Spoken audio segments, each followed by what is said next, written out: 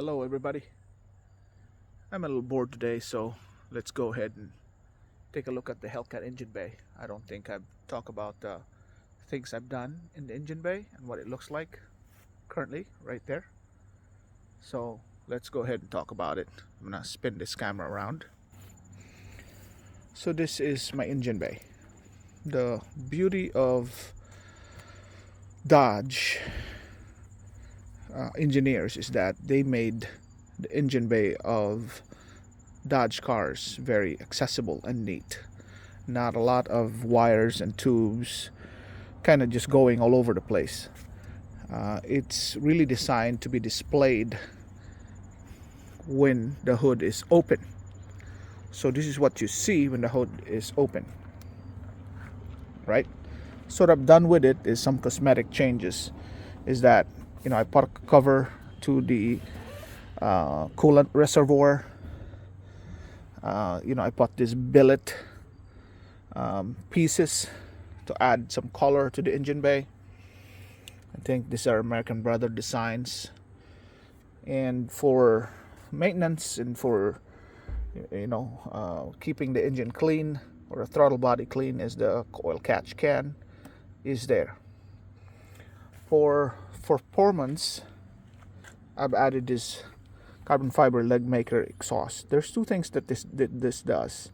Is that it does take in more air, and it makes a stronger or louder supercharger whine. I used to have a GLT exhaust. As you can see, I still have the GLT thing in here. So I kept the GLT box to isolate some of the heat that goes inside this engine, and it gets hot. So it does a decent job. So that's what I've done performance wise in this engine. I guess with Hellcats you can change the pulleys, upper and lower pulleys, and you can get to 800 plus horsepower with just doing that and a tune. I haven't done that yet because the Hellcat still has warranty. If you notice, this is a 6.2 liter engine. The size of the engine, my daughter asked me that today at a car show, what the 392 size, which is 6.4, versus the Hellcat's engine size, which is 6.2. The only difference is it's got a supercharger, which gives it more power, 717 to be exact, and 650 pounds of torque. So in this engine bay, as you can see, it's neat, really created for display, and it's tidy, and you can see every component. All the service areas are easily accessible. If we change the oil, all the coolants, you can easily see them accessible. And the belt, and like the Stelvio over there inside the garage, wherein you have to get the engine out just to service the belt, which is annoying, right? So everything's accessible. This is the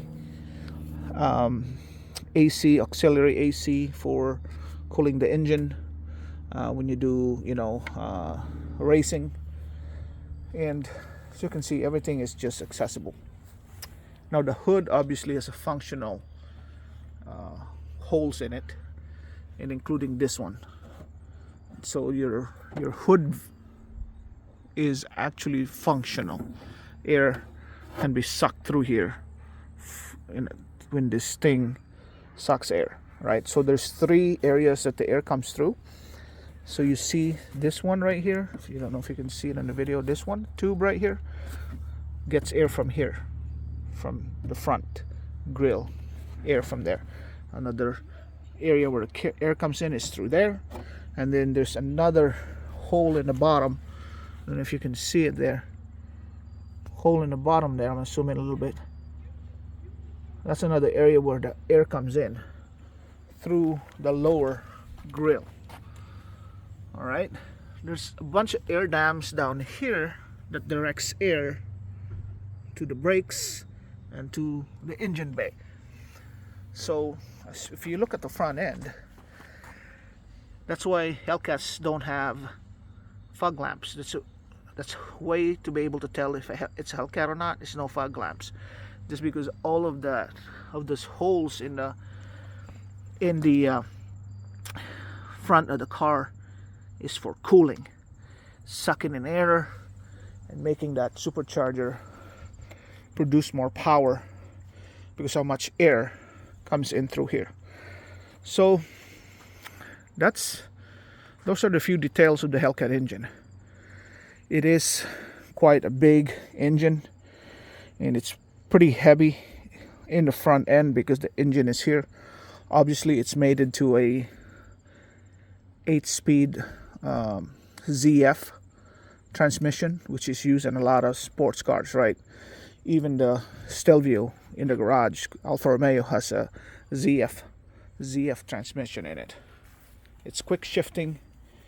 It's a wonderful transmission mated to this powerful engine. And obviously the Hellcat makes a lot of power, so you gotta make sure it's delivered to the rear tires. So you need a wide tire for Hellcats, just because you need that power put down properly. Even though I got sticky tires, it will still spin if I floor it all the way to 4th gear every time it shifts. It's crazy. So that's a little overview of the Hellcat engine, at least my engine. And I try to make it nice and clean, so every time I go to car shows and car events, open up the hood, you can easily view it nice and neat. I guess I could do more, but I mean, this is good enough for now. And yeah, that's how it goes. I got all my stickers in. It's got a GT Haas exhaust, American Roll Racing, and like I said, the leg maker exhaust.